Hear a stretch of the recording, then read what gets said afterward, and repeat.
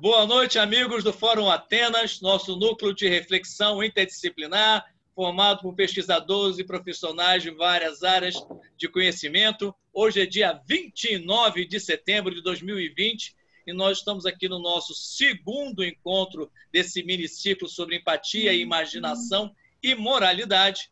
E a nossa convidada especial de hoje é a professora do Centro de Bioética da Universidade de Nova York, Cláudia Passos. Cláudia, muito bem-vinda para essa segunda parte. E a gente tem várias questões, inclusive questões que ficaram da semana passada. Não vou fazer mais nenhuma introdução. Seja bem-vinda. Ok, obrigado novamente por o convite de estar no Fórum Atenas. Sempre uma boa conversa e eu sempre aprendo muito com esse grupo. Bom, a minha ideia hoje seria falar um pouquinho da segunda parte da apresentação que a gente não explorou, porque eu acho que tem várias perguntas que têm a ver com o que eu diria a segunda tese que eu defendo naquele paper, que seria o que eu estou chamando de tese normativa, ou seja, um papel normativo da empatia na moralidade, no juízo moral. E a partir dessa... Eu vou fazer uma apresentação breve das ideias centrais da ideia da tese normativa. E eu acho que com isso a gente pode fazer um gancho com uma série de perguntas que ficaram abertas e com o papel da imaginação empática na moralidade e numa coisa que, né, a gente falou um pouco nas perguntas e respostas e a gente falou um pouco nos bastidores do início no Fórum Atenas de hoje, que é o papel da empatia nesse campo polarizado que a gente está vivendo, né? Se ela teria alguma função, né? E tem alguns autores defendendo que eles chamam a importância da empatia, né? A empatia para os oponentes, como a empatia pode ter uma função de criar algum ponto em comum, alguma conversa em comum num campo polarizado, né? E que talvez a empatia exercesse uma função nesse campo polarizado melhor do que outros sentimentos que têm sido considerados moralmente relevantes no cenário político atual. Talvez eu pudesse, eu não sei se eu ainda posso compartilhar minha tela? Não sei se eu ainda tenho essa, posso? Creio que sim, Cláudia. Está todo mundo liberado para compartilhar. Tá. Então, eu vou começar compartilhando essa segunda parte, que ela dá um bom gancho com o que eu quero falar depois. Não? Bom, então, só relembrando um pouco a discussão anterior,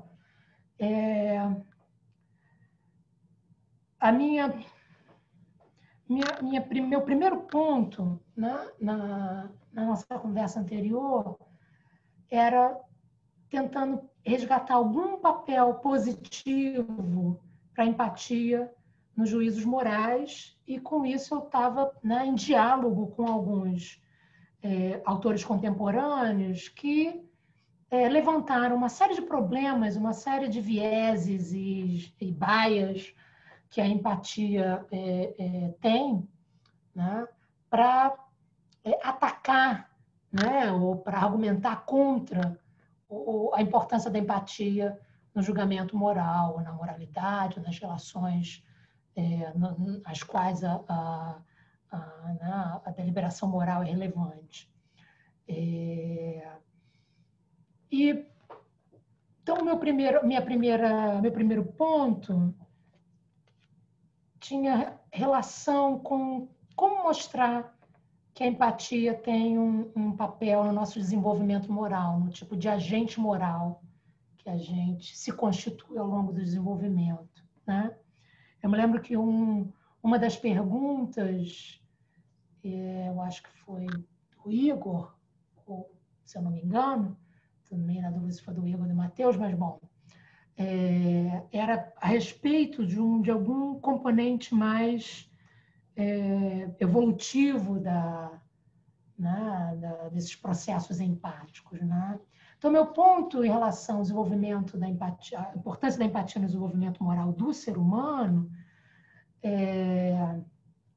eu concedo, né, para alguém que imagina que a gente poderia criar um sistema moral que não fosse empático, um sistema moral, e aí pegando até um gancho com o que o Ale falou no início, um sistema moral só por deliberações racionais, né? Ou um sistema moral só por reações que a gente chama de sentimentos viscerais, reações automáticas, né? Eu não descarto a possibilidade que a gente, né, criaturas diferentes de nós, talvez possam, a gente pode pensar uma criatura, né, um robô, um sistema artificial, né, um ser com inteligência artificial, possa, né, gerar juízos morais a partir de um arcabouço racional, né?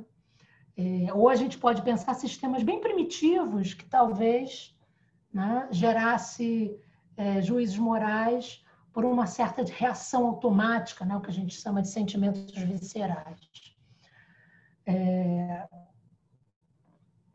Mesmo com a possibilidade, né, não estou excluindo diferentes sistemas morais, eu acho que o nosso sistema moral, o nosso processo humano de desenvolvimento, ele incorporou processos empáticos, né? E que a gente depois desenvolve toda uma capacidade racional que talvez seja regulada pela empatia, né? Mas eu acho que é um processo essencial para o tipo de agente moral que a gente, né, que os seres humanos são, né? O tipo de agência moral que a gente desenvolve. Eu acho que o tipo de agente moral, né, o tipo de sistema moral que a gente desenvolveu, entender em que situação uma determinada reação de desaprovação do comportamento do outro, desaprovação de uma certa ação, ela requer que eu entenda o que aquela ação provocou de sentimento no outro, por exemplo, uma palavra que ofenda, né? Vamos pegar um tema que a gente tem discutido muito na atualidade, né? Qualquer opressão racista, né? Uma palavra pode ter uma força de produzir um sentimento. Para eu entender o sentimento que uma palavra pode gerar, né, no indivíduo, eu preciso entender essa triangulação entre a situação que a palavra foi produzida, o tipo de sentimento que ela produz no outro e a reação daquele sentimento com, por exemplo, com raiva, ou uma reação de sofrimento, ou uma reação de humilhação, né? Que pode ter, as reações podem ser diversas, né? Ou uma reação de agressão ao outro, né? Eu posso reagir com o que a gente chama raiva moral, né? Então, eu acho que esse é um componente importante do modo como do tipo de agência moral que a gente desenvolve, né? E faz parte do nosso desenvolvimento. Meu segundo ponto é bom, a despeito da gente, né, nós humanos usarmos a empatia, né, os processos empáticos na nossa deliberação moral, ainda tem uma pergunta a ser feita se isso é bom ou ruim, né? Tem uma série de sentimentos nossos que a gente considera que em algumas situações eles não são o melhor guia, né, para os nossos juízos morais, para as nossas deliberações morais, né? Em várias situações de conflito ou de dilema moral, né, a gente pode reagir com os nossos aparatos mais imediatos e reagir equivocadamente.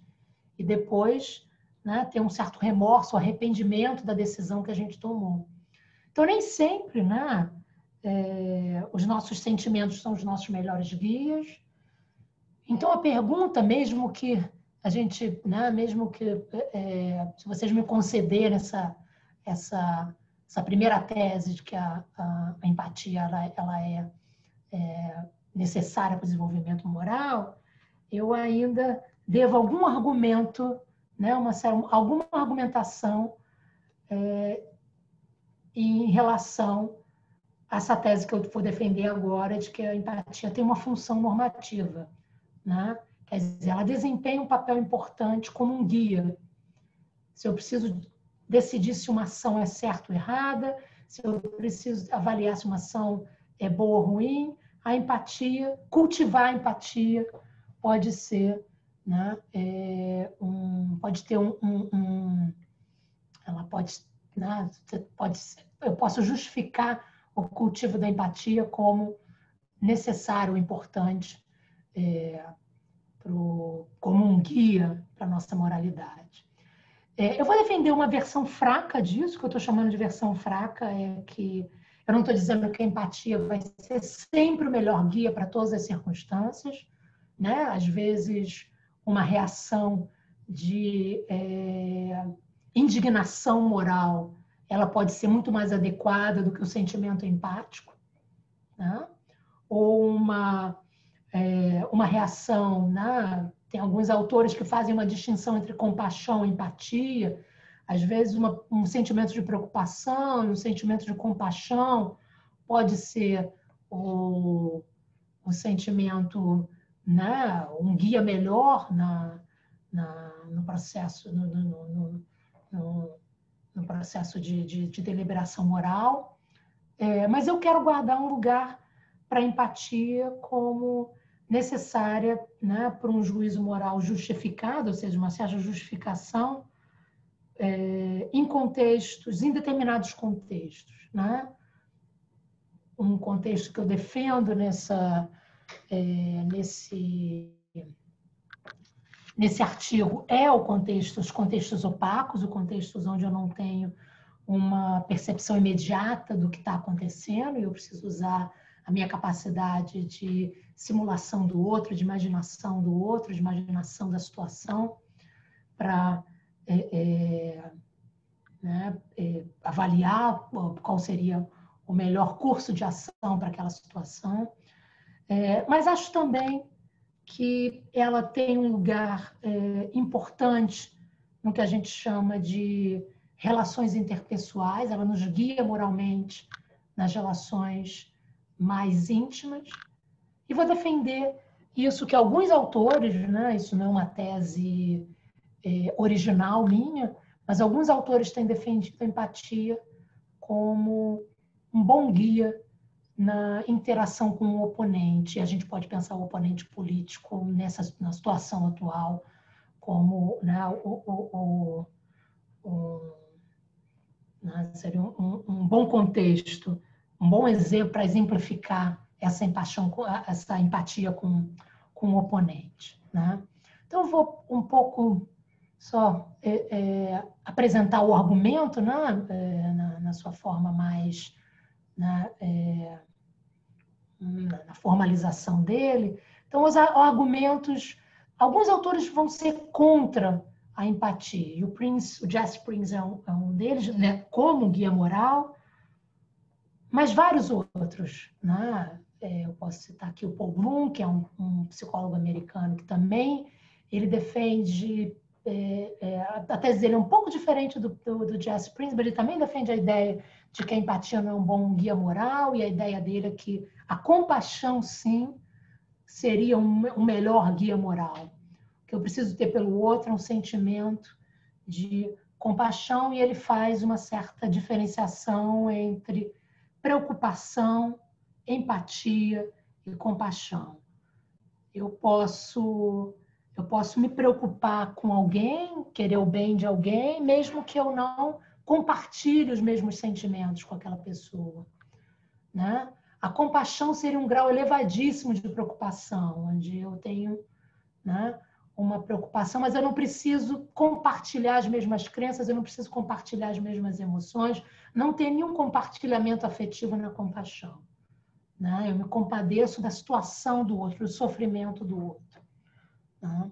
E ele defende que isso tem um lugar normativo muito mais importante, de muito mais valor do que o compartilhamento da emoção, ou seja, aquilo que me faz entender qual é o sentimento que o outro está tendo. Na compaixão, eu não preciso nem... Preciso só identificar que você sofre, que o outro sofre. Tá? Bom, então, um argumento muito simples. A empatia gera distorções. Os argumentos do Prince contra a tese normativa. A empatia gera distorções nos juízos morais, interfere negativamente com a moralidade. Se ela produz distorções nos juízos morais, ela deve ser evitada como guia moral. A conclusão dele é que a empatia deveria ser evitada como guia moral. E isso me permite falar um pouquinho quais são as distorções, né? Tem vários experimentos em psicologia, né, mapeando essas distorções que a empatia pode gerar, né? Primeiro, ela pode gerar uma certa imprecisão, levar à imprecisão, né? Eu posso, na minha relação com o outro, ter tantos vieses que os meus juízos morais são distorcidos, né? Então, eu acabo, por exemplo, se uma ofensa de que eu acho que o oponente, ou aquele que está sendo oprimido deveria reagir com raiva e o oprimido está reagindo com vergonha, né? Isso pode criar uma distorção no juízo moral, né? Uma ofensa racista pode gerar uma vergonha no oprimido. E se eu compartilho o mesmo sentimento de vergonha, isso pode levar a uma certa imprecisão nos juízos morais, porque, na verdade, a reação correta ali deveria ser uma indignação e não uma vergonha, né? Ela pode não ter força moral, força motivacional. Se eu reajo com vergonha, eu posso diminuir a minha força motivacional de reagir àquela opressão, né? Ela tem um bias de seletividade, né? Tem dois bias que são, né, dois vieses que são relevantes, né, e que tem vários estudos apontando isso. Primeiro é o viés da familiaridade e o viés do aqui e agora. Eu tenho muito mais empatia com quem eu sou familiar, né? Eu tenho muito mais empatia com os meus familiares, literalmente, minha família, quem está perto de mim, meus amigos. E eu tenho muito mais empatia com quem me é familiar, mesmo que seja um estranho, se é a pessoa da mesma classe social que eu, ou se é a pessoa do mesmo gênero, ou se é a pessoa com o mesmo tipo de afinidade intelectual que eu tenho, ou pessoas que defendem os mesmos valores que eu defendo. Tem várias zonas, vários grupos de familiaridade que eu posso ter. E é muito mais fácil eu ter empatia por essas pessoas do que ter empatia por um completo estranho, né? Não é impossível ter empatia pelo estranho, mas é mais fácil ter empatia por quem eu compartilho algumas crenças, né? Empatia pelo aqui e agora. É muito difícil empatizar por alguém que não está aqui, né? Tem várias pesquisas mostrando como é difícil empatizar com, né, uma criança pobre vivendo, né, numa zona rural de um país africano, né? Muito distante. Eu não consigo nem imaginar a realidade daquela criança. Talvez minha capacidade de empatizar fique diminuída por esse efeito do aqui e agora. Mas se tiver a mesma criança na minha frente, né, dentro da minha casa, a minha capacidade empática ela pode ser ativada, né? Então, familiaridade, o aqui e agora, é um bias importante. Paroquialismo, eu tenho muito mais facilidade de empatizar com quem é do meu grupo. Então, mesmo, né, que essa pessoa esteja vivenciando processos diferentes do meu, tem muito mais facilidade tem vários estudos mostrando isso, como esse efeito de participar do mesmo grupo cria uma facilidade para a emergência de sentimentos empáticos. Não? Então, esses sentimentos, os indivíduos que são, né, a gente chama salientes a nós, né, que estão perto de nós, eles são percebidos mais imediatamente e eu me identifico e me empatizo mais facilmente com eles. E o oposto, tem várias pesquisas mostrando, aquele que não é semelhante, é difícil para mim me empatizar. Né? Bom, que resposta, né? Se eu reconheço que a empatia tem esses vieses, né? Eu acho que essas pesquisas empíricas elas têm um valor, né? E elas foram replicadas em vários contextos, então e tem vários outros vieses, né? Eu empatizo mais, tem um fenômeno que a gente chama cuteness. Se a pessoa ou se o outro tem, né, gera um efeito, um apelo de ser bonitinho, fofinho, né, vários atributos, né, né, que, por exemplo, um bebê tem, ou um filhotinho, né, tem, né, como eu empatizo mais facilmente com isso, né, e a gente tem visto isso, né, a quantidade de imagens de filhotinhos no Facebook, gerando todos os sentimentos empáticos da gente, é enorme. Né? Se você botar o mesmo animal, velhinho, já completamente, né, não gera o mesmo tipo de apelo empático que, né, o filhotinho fofinho gera na gente. Então, você tem vários vieses que a empatia... alguém quer falar? Ale? Agora você me ouve? Me ouviu? Ale, não. Ouvi. Ouviu? Ah, então meu fone está funcionando. Eu ia dizer Ouvi. apenas que boa parte de nós aqui, a capacidade de gerar empatia de muitos de nós está acabando. Eu estou preocupado, não é? Porque essa questão da fofurice que você falou, né? Do bebê. Fofurice, ótimo. Eu não estava encontrando a palavra em português adequada. Fofurice.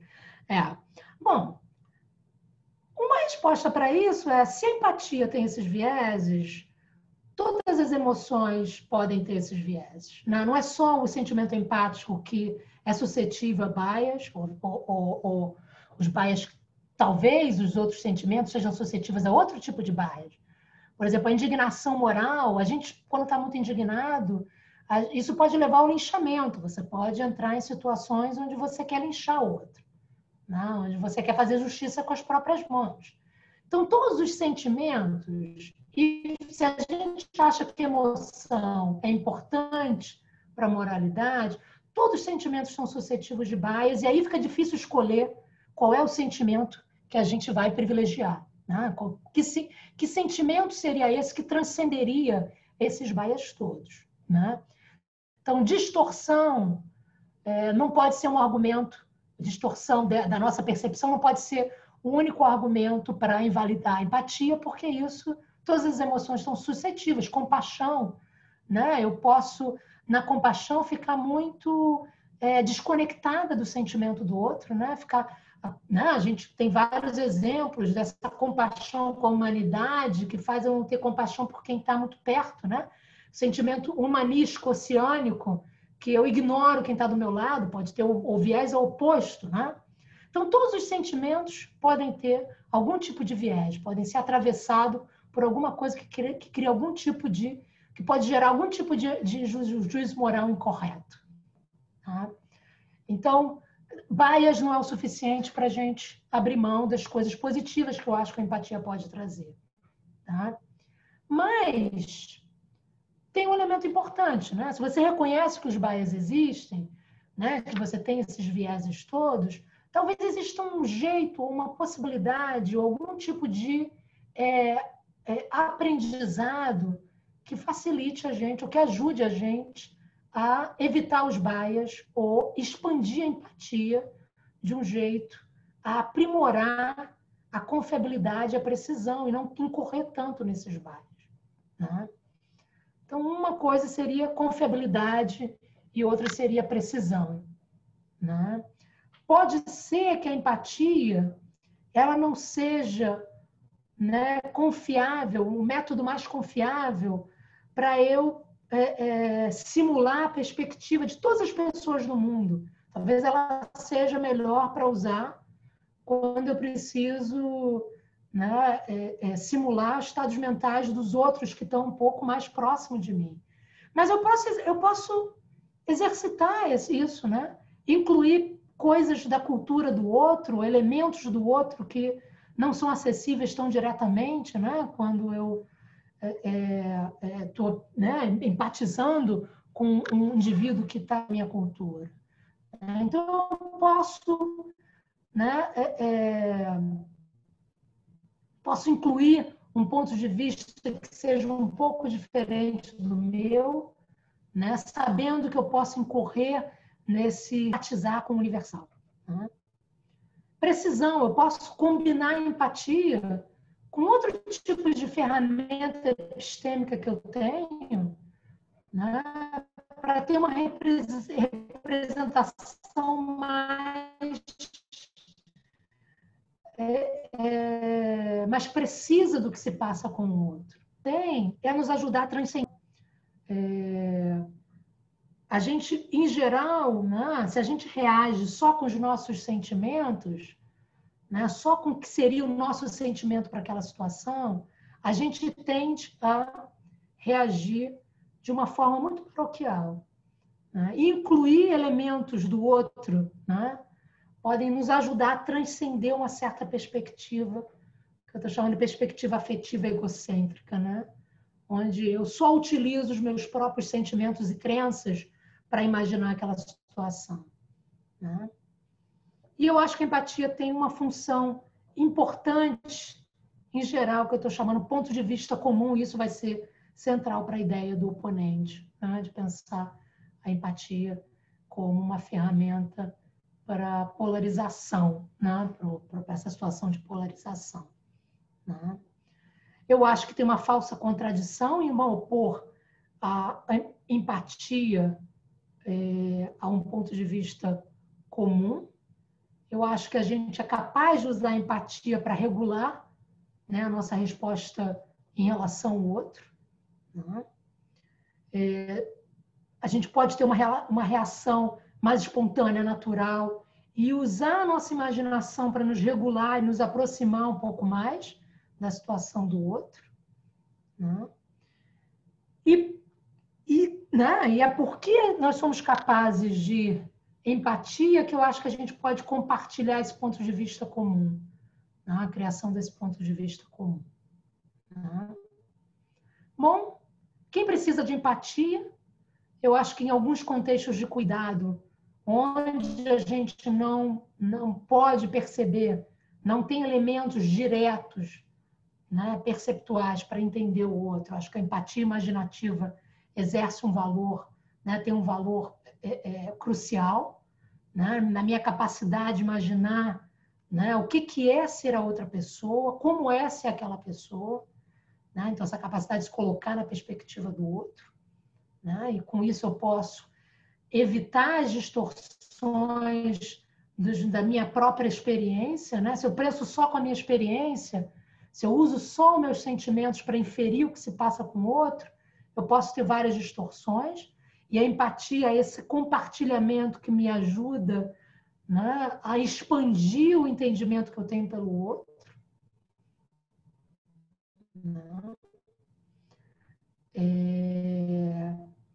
E me ajuda a evitar a simplesmente reagir com o que eu chamo de reações frias em determinados contextos, né? A empatia, ela traz uma capacidade minha de, né, entendo uma regra moral, aplicar aquela regra moral de um jeito que é menos rígido e que se flexibiliza a situação, né, experiencial do outro, né? Bom, e com isso eu posso um pouco expandir para o que eu estou chamando, né, a empatia como parte desse aparato, né, epistêmico, cognitivo e normativo para lidar com a polarização e com o oponente, né? Por que a empatia seria, né, qual seria o papel da empatia nessa situação atual, né, dos oponentes polarizados, né?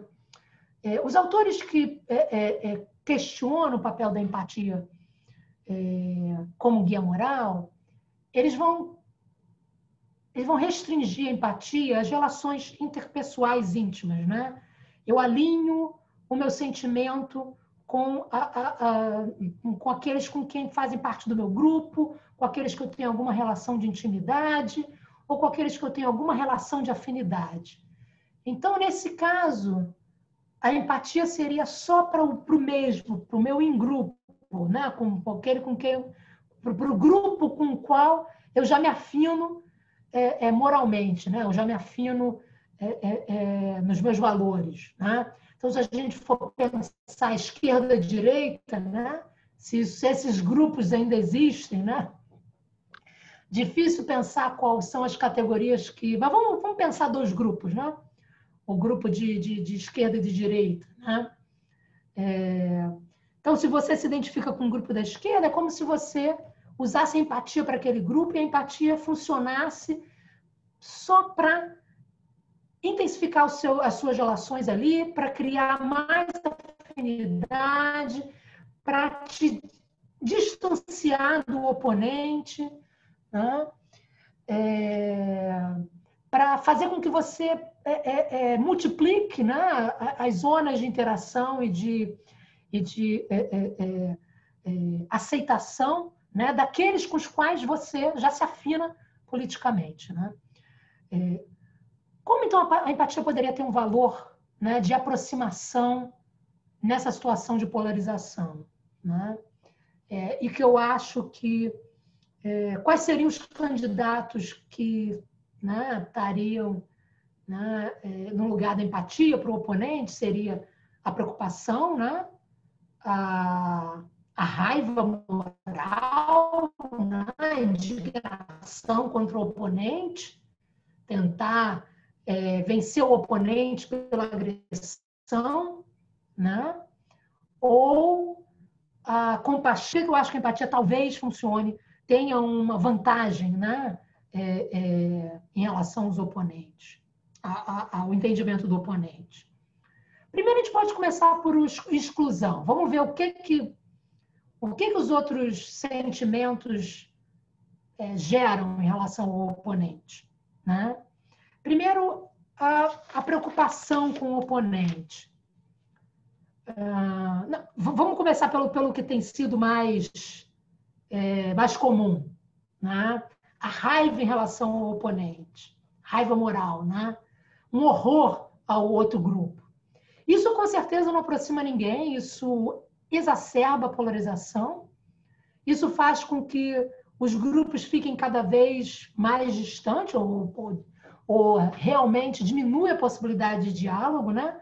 Você só intensifica a sua bolha, né? Porque você só vê o outro como, né, impossível de criar um certo diálogo. Outro candidato, a preocupação.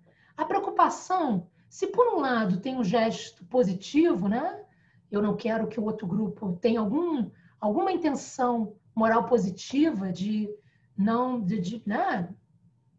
ter uma consideração pelo aquele grupo. Se por um lado faz com que eu tenha gestos, né? A preocupação faz com que você não queira que o outro grupo sofra, né? Você não tem sentimentos vingativos em relação ao outro grupo, mas a preocupação faz com que você se coloque no lugar onde você é superior ao outro. É você que vai resolver o problema do outro grupo, né? Você sabe mais né? Cria em geral, a preocupação cria uma simetria, né? Quando eu estou preocupada com alguém, eu quero cuidar daquela pessoa, ali tem uma simetria. O outro é aquele destituído, né?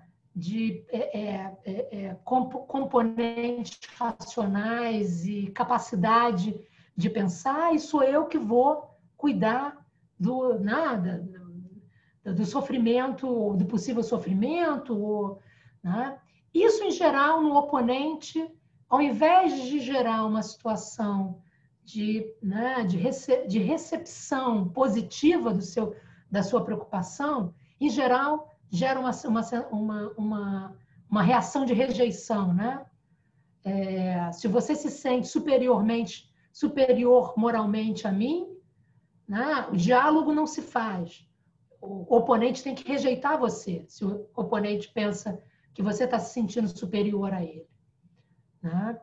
A outra reação seria de culpa, né? Bom, nós criamos o oponente, né? A culpa paralisa, né? Se eu acho que fui eu que criei o oponente, né, isso não gera nenhuma ação de aproximação.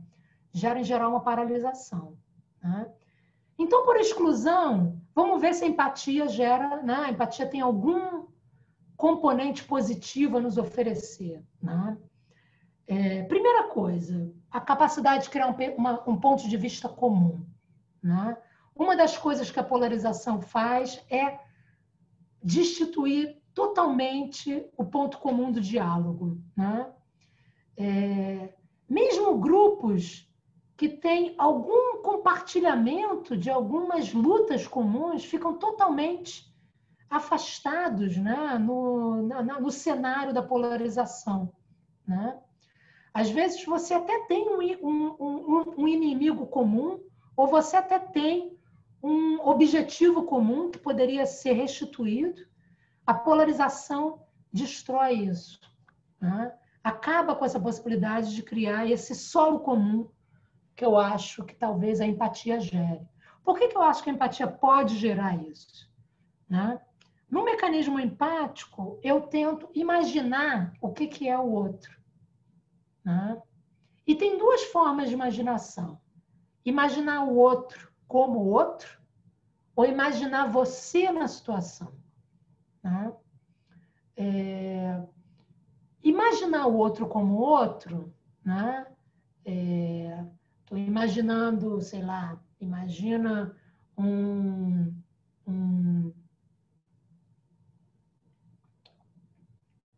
romance em que você tem que imaginar, né, um personagem, né, o cenário daquele personagem, onde está aquele personagem.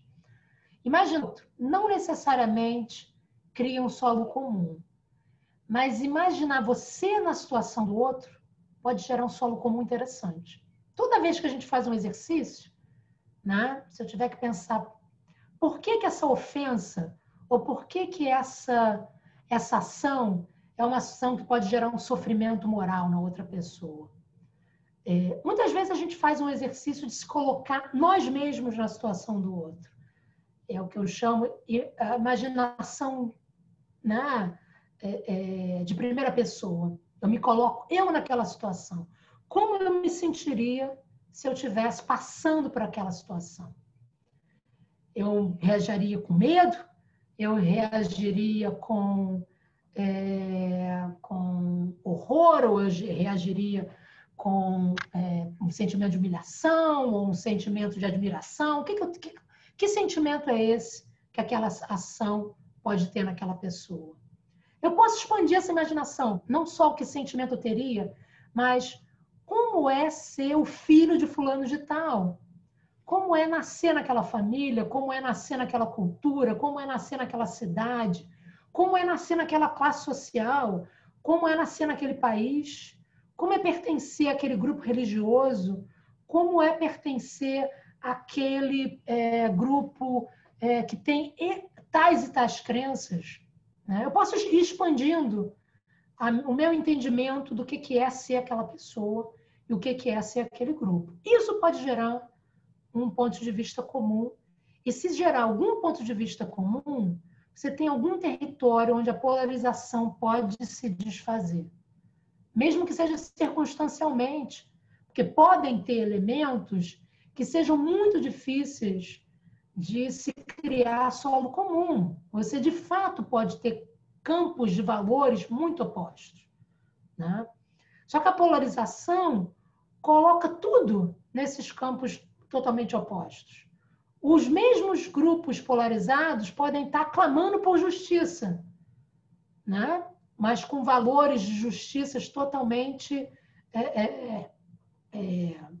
modificados. É claro que essa empatia, né, é importante que ela seja, digamos assim, recíproca, né? Se só eu empatizo com o outro, com o oponente nunca empatiza comigo, isso talvez crie uma distorção na comunicação. Então, é claro que eu penso a empatia como um guia para ambos, né, ambos os lados, né? Mas, bom, eu acho que eu já dei elementos suficientes para a gente, talvez, se lançar numa conversa sobre a empatia e o papel da imaginação nesse campo da polarização política, né? Acho que eu fico por aqui, pelo menos a gente tem dessa vez um pouco mais de tempo para a nossa conversa. Maravilha, Cláudia. Show. Se inclusive você preferir fazer um stop aí no Cisto, que aí a gente já fica vendo você em grande quadro, vemos todo mundo. Aí temos até mais empatia com os outros aqui. E aí depois ainda tem coisas aí dos Estados Unidos também para falar, que hoje tem debate, tem outras coisas. E aí lembro, inclusive, de uma colega, depois só vou falar agora, não é prioridade, mas só para a gente lembrar que você está em Nova York, talvez possa dar um feedback mais direto, que a gente vê pouco aqui, e eu não sei também se passa nas TVs daí, que tinha algumas pessoas comentando durante essas manifestações das Vidas Negras Importam, que tinha um pessoal, principalmente em Nova York, que comentou que havia também grupos de pessoas negras ou pretas agredindo pessoas brancas de uma forma meio aleatória. Eu achei isso meio estranho, mas foi um relato que chegou, não sei se faz o menor sentido. Depois, se você também tiver alguma notícia mais direta, se você puder esclarecer, acho que ajuda aqui, porque às vezes fica essa coisa meio nebulosa de quem está distante, às vezes a gente tem uma experiência aqui. Bom, eu gostaria de... Obrigado, Cláudia, pela sua exposição inicial desse segundo encontro aqui sobre empatia, imaginação e moralidade. Eu gostaria de começar a nossa rodada de perguntas, não com as perguntas dessa rodada, mas com aquelas que ficaram pendentes do encontro anterior, que, salvo engano, tinha uma questão do nosso querido Estevão, ou duas, porque uma acho até que era próxima à minha, dos neurônios espelho, e depois tinha a do Igor, e tinha uma da Eleonora sobre um psiquiatra. O do Igor com referências bibliográficas. Vamos começar pelo nosso querido Estevão, que hoje está nomeado diferentemente, mas ele continua como Estevão. Estevão, é com você. Então, a pergunta que eu fiz semana passada foi essa mesmo, do papel dos neurônios espelhos na empatia, né? Comunicação de comportamento, e também que ela falou em algum lugar de empatia opaca, empatia imaginativa, e aí me ficou a sensação se não existiria uma empatia intuitiva também. Tipo, você olha a pessoa, você não sabe nem de onde veio, nem para onde vai, não conhece, de repente você sente empático com ela, né? É claro que podem existir elementos aí que suscitam essa empatia, mas não sei se esse conceito é abordado também na sua pesquisa. Obrigado. Cláudia, desculpa, me esqueci. Não, eu ia propor exatamente que essas que ficaram pendentes da semana passada, você respondesse agora mesmo, que a gente encerra aquele ciclo e depois abre uma nova rodada para hoje. Já sim, você seguraria a gente responder só do intervalo, se tiver bom para você. Assim. Tá. Então, neurônios espelhos, empatia opaca e intuitiva, né? Bom, neurônios espelhos, eu até tenho outras publicações discutindo neurônios espelhos, né? Tem duas formas de a gente pensar, né, a conexão da empatia com neurônios espelhos. Primeiro é a pesquisa atual sobre neurônios espelhos e qual é a função dos neurônios espelhos. Tá? Quando eu primeiro comecei a me interessar por empatia e neurônios espelhos, o papel dos neurônios espelhos na moralidade, neurônios espelhos era o boom da descoberta dos neurônios espelhos, e todo mundo falava sobre neurônios espelhos, e tinha várias pesquisas sendo feitas, tentando conectar vários processos cognitivos e o papel de vários processos cognitivos de neurônios espelhos. Né? Atualmente tem o cenário de discussão dos neurônios espelhos mudou um pouco, né? E tem várias discussões se os neurônios espelhos de fato, né, exercem o mesmo papel que foi proposto para eles em várias pesquisas. Então, né, teve um pesquisador que lançou um livro, O Mito dos Neurônios Espelhos. Na verdade, as pesquisas nunca comprovaram, né, tem vários problemas nas pesquisas empíricas com neurônios espelhos. Então, uma certa discussão de qual seria a função dos neurônios espelhos. Eu vou botar isso entre parênteses, porque isso é um debate longo. Ninguém ainda ganhou esse debate. Pode ser que no futuro, né, o papel desses neurônios que foram encontrados, né, se descubra que esse papel não é exatamente o papel que foi atribuído inicialmente por quem descobriu. Pode ser que você descubra outras funções. Tem uma certa discussão se os neurônios eles preparam a gente para a ação, ou seja, eu ativo aqueles neurônios porque eu estou me preparando para agir, ou eu ativo aqueles neurônios porque eu estou espelhando a ação do outro. E aí seria o papel da empatia. Então, existe esse debate. Mas não vou, né? Eu não tenho, eu acho que os argumentos de ambos lados são bem interessantes, então não tenho uma visão concreta. Eu me interessei sempre muito pelos neurônios espelhos, só uma anedota. Eu fui no laboratório que eles descobriram os neurônios espelhos, passei uma semana lá, fazendo um trabalho mesmo de observação de como eram os trabalhos empíricos deles e o interesse que eu tinha para entender o funcionamento dos neurônios espelhos.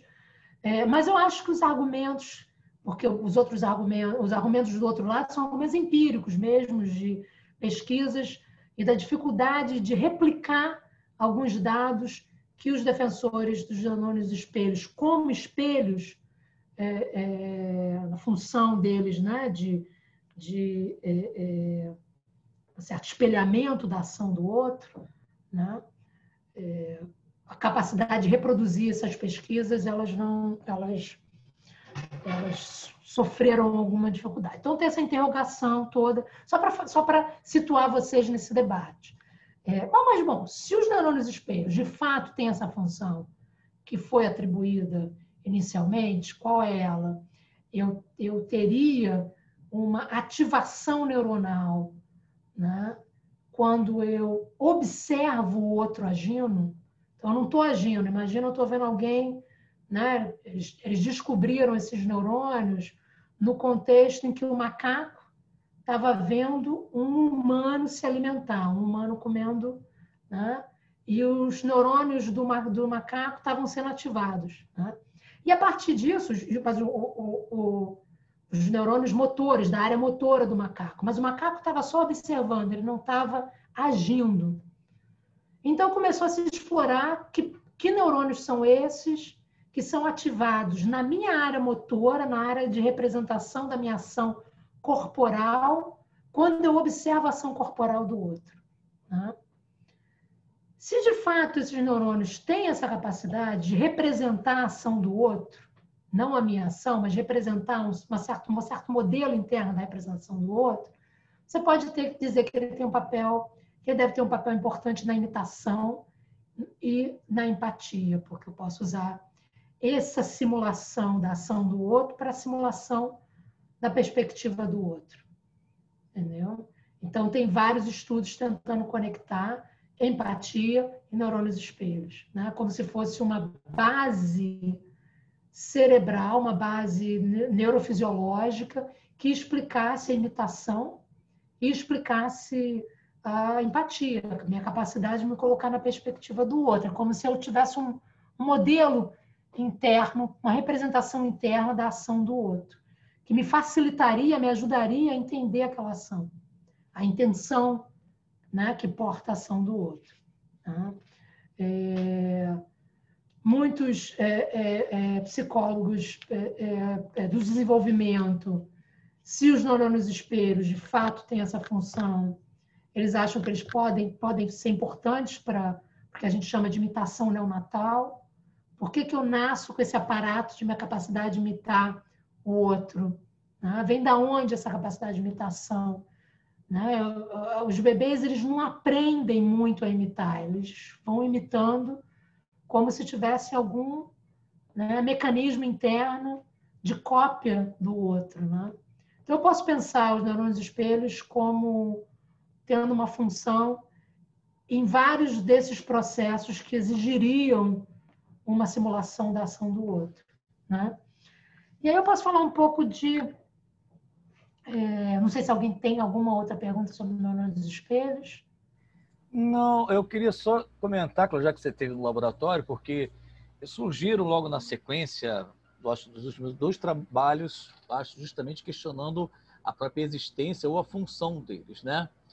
E acho que você já esclareceu que não tem uma posição consolidada, né, sobre essa questão. É isso? Ou seja, não tem sequer uma hegemonia de um pensamento, se existe ou qual é a função, porque uma deles seria essa questão do espelhamento, a outra seria deixar, me parece, esses neurônios numa capacidade de potencial resposta maior, né? Ele fica num estado de atenção, né? Mais pronto a dar algum tipo de resposta numa situação, né? Como se ele levasse... Seria mais a ideia de que aqueles neurônios seriam ativados mais para você se preparar para agir do que para você simular a ação do outro. Uhum. Né? É como se você criasse uma ativação do tipo, qual é a minha próxima... Qual vai ser o meu próximo movimento diante dessa ação que eu estou observando, né? E que isso chega até o córtex premotor, mas não dispara as ações, né? Ok. Seria mais ou menos isso. Bom, se alguém tiver um pouco mais de interesse disso, eu acho até que esse debate foi gravado, só que está em inglês. Teve um debate em 2019, se eu não me engano, com o pesquisador, que foi um dos pesquisadores que propuseram essa ideia do neurônios espelhos, o Gallese, com o autor do livro Mito dos Neurônios Espelhos. Eles fizeram um debate ao vivo, né? Com as duas hipóteses e a discussão entre eles. Uma coisa que faz me pensar que essa hipótese dos neurônios espelhos, pelo menos tal qual ela foi formulada inicialmente, que ela ganhou menos força, é que as pessoas discutem menos neurônios espelhos atualmente. Teve quase que, digamos assim, ou as pessoas aceitaram totalmente, é isso mesmo, neurônios espelhos são isso, não nos falamos mais, ou uma coisa, um desinteresse, assim, as pessoas discutem menos, se fala menos sobre isso. E na mídia, em todos os... Né, ou as pessoas acreditam mesmo que era um mito e que não é aquilo, ou as pessoas se convenceram com aquela hipótese inicial e aquilo virou... Tem uma outra autora também que tem outras hipóteses interessantes, a Cecília Reis, ela tem uma outra hipótese para o que acontece, que ela não acha que os neurônios espelhos têm essa função.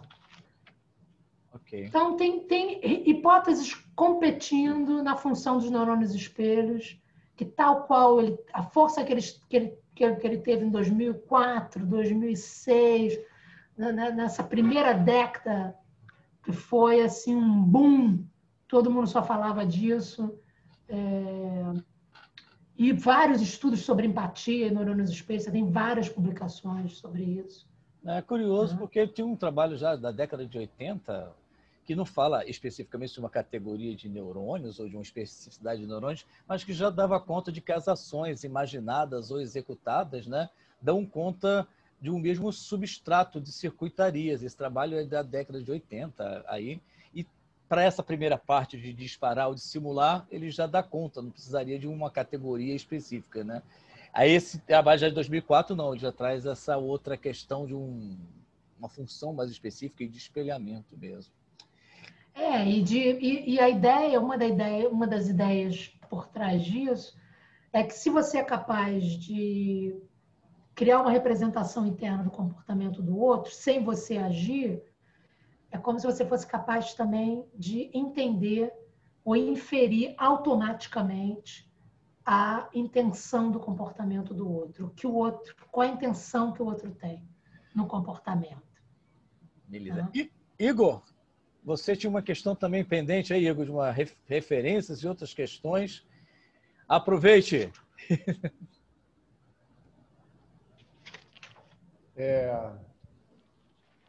Só sobre a anterior ou você está propondo também para as novas questões? A gente está só recuperando as que ficaram pendentes primeiro da reunião passada. A gente fecha essas. A Cláudia responde no bate-pronto aqui essas. Quando a gente tiver encerrado essas, a gente abre um novo círculo de perguntas naquele velho esquema nosso aí. Ah, tá. Era uma pergunta muito simples sobre o processo, sobre a empatia no processo evolutivo. Que nível ou que grau de evolução teríamos em relação a um passado remoto, pensando, por exemplo, em milhares de anos, né? Isso é porque eu acho interessante pensar assim, transformações em milhares de anos, em vez de pensar numa geração como a nossa, né? Nessa geração, eu sou muito desconfiado de que a gente possa mudar alguma coisa efetivamente, né?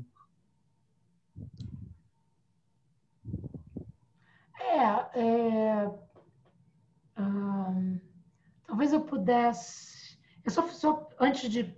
Fiquei só com vou responder a sua pergunta e falar um pouquinho para o Estevão, porque eu acho que faltou essa ideia da empatia intuitiva, e aí passo por essa perspectiva mais histórica, mas só rapidamente. Eu acho que você pode pensar alguns processos psicológicos como certo contínuo, e dependendo do que você entende, eu não sei que ideia você teria sobre empatia intuitiva, mas um componente da empatia seria o que a gente chama contágio emocional, em que eu me conecto com o outro, né? Talvez uma forma de pensar contágio emocional. Imagina vários bebês chorando ao mesmo tempo, né? Um bebê começa a chorar e é contagiado pelo outro, começa a chorar. Ou aquele contágio que a gente tem de massas. Eu sei que vocês tiveram um encontro sobre psicologia das massas, né? Aquele contágio quando você está, né, em contato com as massas. Não sei se eu chamaria isso de empatia intuitiva, mas eu chamaria isso de alguma coisa que é menos elaborado, ou passa menos por um processo de simulação, de imaginação, que talvez exija processos cognitivos mais elaborados, né? Você pode ter alguma coisa que seja um pouco mais direta, que é num nível quase, né, quase próximo do contágio, né? Eu capto alguma coisa do outro ali imediatamente, né?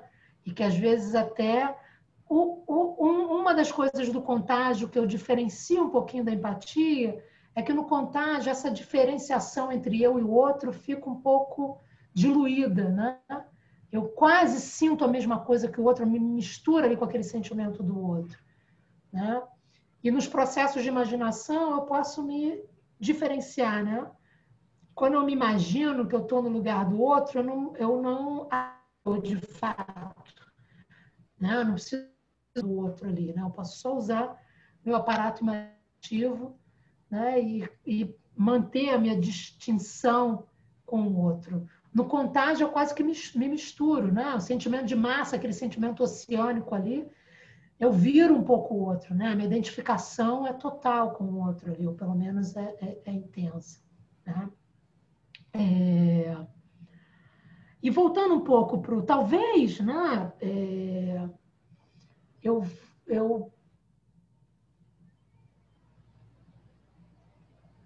Uma coisa para a gente pensar em termos de evolução, uma possibilidade seria, pode ser que alguns desses mecanismos eles tenham aparecido ou tenham sido, em termos evolutivos, né? Eu não sei qual é a história mesmo o que os psicólogos evolutivos diriam da história evolutiva do processo empático, mas a gente pode pensar que talvez esses sentimentos mais básicos de contágio tenham aparecido primeiro, né? Tenham emergido primeiro, né? Em termos evolutivos. E aí a empatia imaginativa tem emergido por último, né? A minha capacidade de imaginação. Tem um antropólogo evolutivo que acha que a capacidade de imaginação foi fundamental para gerar o tipo de cultura que a gente tem, o tipo de homem, né, de homo sapiens que a gente é. Né? Uma certa capacidade de pensar contrafactualmente, né? Ou seja, pensar cenários que não estão na situação. Bom, se eu sair, imagina eu estou encurralado com um predador, quais são as opções que eu tenho para sair dessa situação de estar aqui encurralado? Se eu subir na árvore, se eu... Estou pensando numa situação bem primitiva lá, básica, né? Se eu subir na árvore, se eu sair correndo, quais são os cenários onde eu vou ser mais bem-sucedido, né? E você pode pensar isso em vários contextos, que talvez essa empatia imaginativa tenha emergido posteriormente. E o contágio tenha sido mais básico, um processo mais básico que tenha emergido na nossa história evolutiva antes dessa empatia, o processo imitativo, né? Com certeza surgiu antes. Né? Tomazello é um outro que discute, né? Que tem alguma coisa central na imitação, né? Que fez a gente se desenvolver do jeito que a gente se desenvolveu, e que alguns macacos, apesar de transmitirem informação para o outro, a capacidade deles de imitação é muito limitada, né? Eles conseguem, né? Imagina um macaco que aprendeu sei lá, cortar um alimento com uma pedra, a capacidade disso gerar um impacto coletivo e mudar a coletividade ali é muito pequena. A gente não, a gente está sempre imitando, né? E a imitação e a empatia e o pensamento contrafactual fez com que a gente criasse esse pensamento coletivo, né? Uma das coisas que a gente tem evolutivamente diferente dos animais é essa capacidade de criar pensamentos coletivos que transformam totalmente o cenário cultural da gente, né?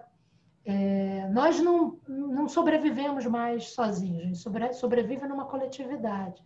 Pensa agora a internet, né? Você pode pensar, bom, a internet fez a gente ter essa discussão, né? O Google fez a gente mais burro ou mais inteligente? Né? Eu penso menos, porque tudo eu vou buscar no Google, né? Coisas que meu telefone, eu não gravo mais no meu telefone, aparece o nome da pessoa. Antigamente eu sabia mais, porque eu sabia o número inteiro, eu memorizava aquilo tudo. Na verdade, a gente tem essa expansão, né? A gente vai criando esses cérebros coletivos, né? Isso faz a gente mais capaz e mais inteligente. Mesmo que a gente esteja usando menos o nosso cérebro para memória de números de telefone. A gente está usando para outra coisa, né? A gente está usando nossa capacidade, né, cerebral hoje para outras coisas, né? Pensando em... Nosso pensamento é como se a gente esvaziasse, botasse algumas funções repetitivas, ao mesmo tempo vai criando uma dependência, né? E eu acho que empatia, imitação, todos esses processos cognitivos, né, nesse contínuo empático, foram fundamentais para o que a gente é atualmente, né? Agora, deve ter criado também, né, capacidade de... Né,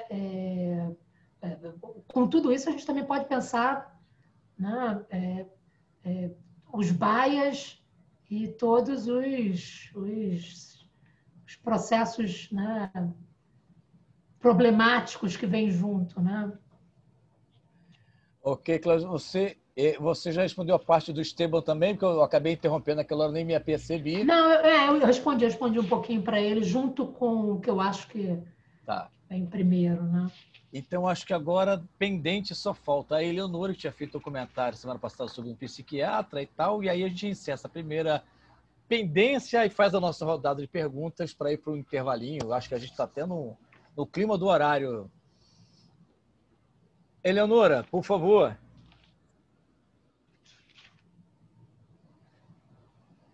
Você está muda.